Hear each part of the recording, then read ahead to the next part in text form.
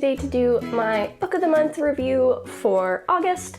I looked at my setup and I'm actually kind of shaking it up a little bit. I'm introducing a judging the book by its cover section and getting rid of kind of my spoilery rant section. And this will be my trial. If you guys watch all the way through, watch that section. Feel free to kind of comment below what you think of it, whether I should keep it or go back to the old setup.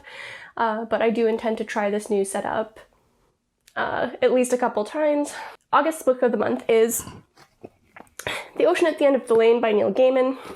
As I said when I opened it, I have read this before, but it was many, many moons ago when I was a teenager. And I remember really enjoying it, and I remember it being very both whimsical and dark. Like, it was a magical realism with a little bit, I looked it up, it is considered like horror, like way down in the genre tags. But it's like dark magical realism. And that is what stuck with me from the first read through, so I was excited to read it again. There's something about this book that intrigues me. I can never really put my finger on one specific thing, but even though I know I have some issues with how slow it moves, I do enjoy this book when I read it. And this is really just a snapshot story of the narrator's childhood. It just has a really good feel to it, and I really enjoy the atmosphere Neil Gaiman sets up for it. With this being said, I'll move into my likes and dislikes. First, I'm going to go to my 3 likes. My first like is I like the uncertainty of the narrator in this book. I wouldn't necessarily say that it's an unreliable narrator, just that it's uncertain, and it's because it's from a child's perspective, and like I said, there's a lot of magical realism, so there's a lot of is it real, is it not, that I really enjoyed in the book, although I know that's not for everyone. My second like is the Hempstock women. You meet them very early on. They're both whimsical and grounded, and they just play this really intriguing role of friends and protectors in this boy's story. And they were just in a very intriguing family to read about. My third and final like is how the atmosphere feels like a folk tale or myth, and just the way that Neil Gaiman does his storytelling lends itself really well to this kind of story. And like I said, I really appreciated that magical realism that is usually very strongly associated with folktales and myths, and how he brought it to life here in his own story. And that's the end of my likes. I'll move into my dislikes quickly. I really only have 2 here, and they're pretty similar. The first one is this book is slow to start when you get in, especially when you first enter kind of the flashback where the bulk of the story takes place. It's very slow moving to get into, but it does pick up a little bit, which leads me into my second negative. Unfortunately, overall, the pacing of this book is quite slow. I did have to pick it up and put it down because even though I was enjoying it, I felt like it wasn't moving quickly enough, so I had to pick up something else in between. And together, they detracted from my enjoyment of it. So despite the fact that I loved the folklore myth atmosphere and the fact that I loved all of these other things about the book, I had a much harder time getting into it reading it now as an adult than I did the first time as a teenager. And it, unfortunately, like I said, it really impacted my enjoyment because of the pacing. The pacing made it much harder for me to engage this time. And with that, I'm going to jump to the characters. There really isn't a lot to say here. There's almost no character development. Like I said in the intro, this is kind of a snapshot story of this man's childhood, of a very specific period of time when he was, I believe it was 7 or 9, something like that. As such, the characters don't develop, and even though there is present day involved as well, it's not a broad enough part of the story to really allow for character growth. That being said, I did enjoy a lot of the characters. I loved the narrator's perspective, like the story being told from a child's perspective added just such an interesting sense of whimsy and innocence to it. And I loved the Hempstock women, like I mentioned. The role they filled as friend and protector, and just the air, like the tone surrounding them and their family ties was really intriguing. That's going to lead me into my wrap up. This book I gave 3.5 out of 5 stars.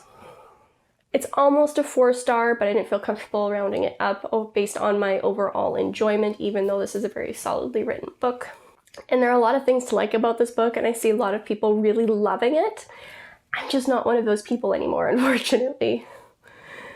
And I think this is a very good book for people who enjoy magical realism and are looking to get into magical realism that's a little bit darker. And there's just something about the way that Neil Gaiman writes that makes this book very accessible to most levels of readers, even if some of the content is a little beyond certain age ranges. But it's still, just like I said, a very solidly written book. And that aspect is Neil Gaiman's mastery of writing really shines through. Now that I've done the wrap up, I'm going to jump into the new section I wanted to do, and it is called Judging This Book by Its Cover. And so I just have a few things to go through regarding it. I just have a couple questions I'm going to answer, and hopefully it's a fun segment. So the first one is the cover the reason you picked up this book? For me specifically, no. Because I used to have a copy of this book that had a much better cover. If I can find it, I'll put it up here to show you. And the reason I picked this book up this time is because I had read it before. It also doesn't translate over super well right now because Book of the Month is typically, my Book of the Month has been done with my Blind Date with a Book subscription. However, they're no longer shipping right now, so I'm having to adjust what books I'm reading because of it. Question 2, does the cover match the story?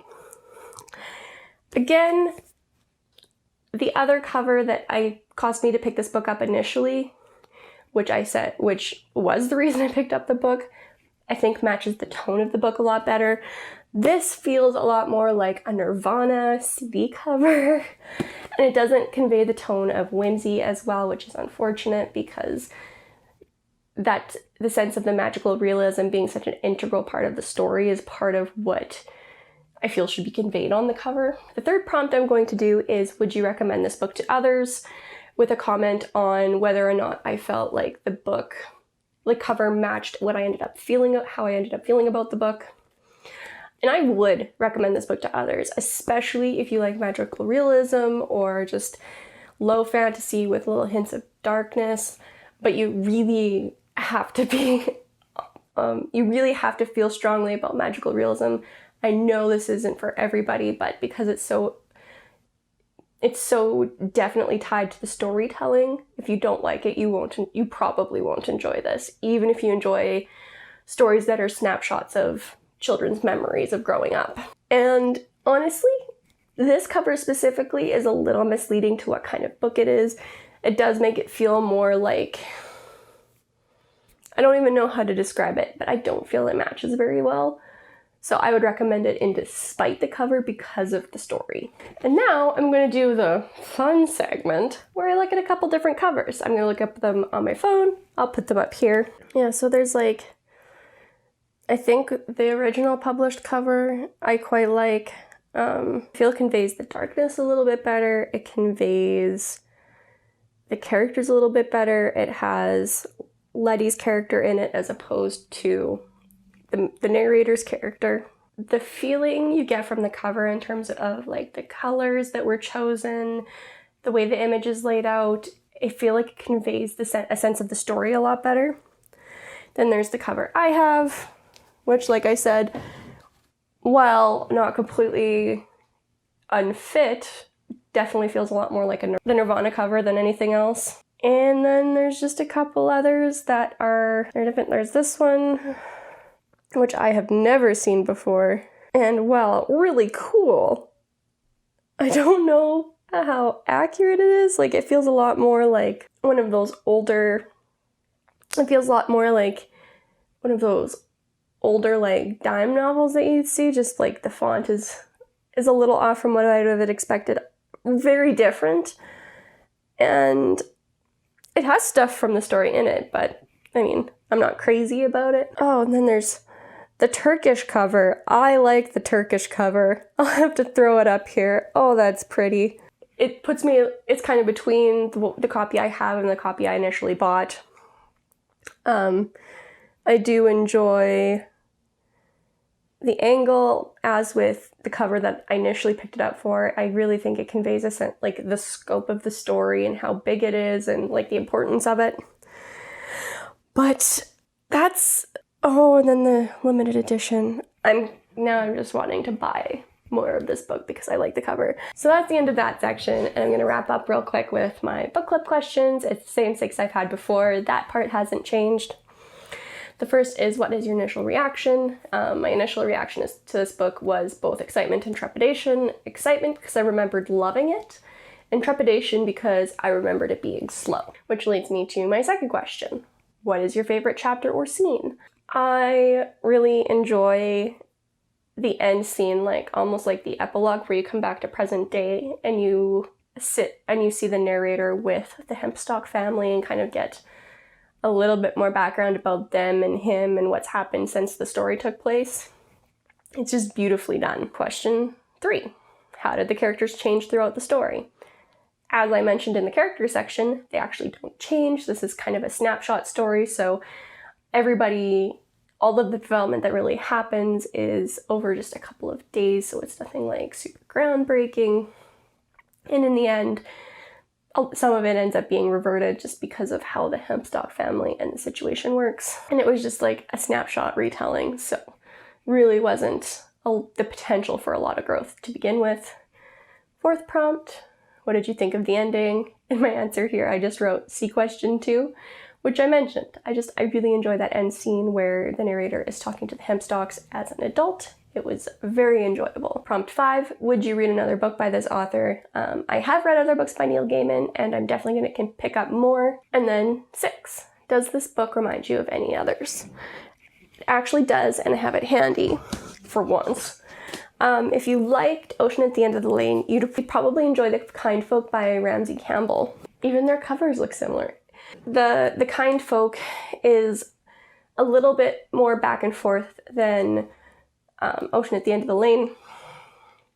However, it's about this man and his memories of childhood in the Fae and his fear for his child in the Fae, and it has that same dark magical realism tone, and it was very intriguing. It's another short one. I think it's even shorter than Ocean at the End of the Lane, and it was very interesting, and I enjoyed it quite a bit.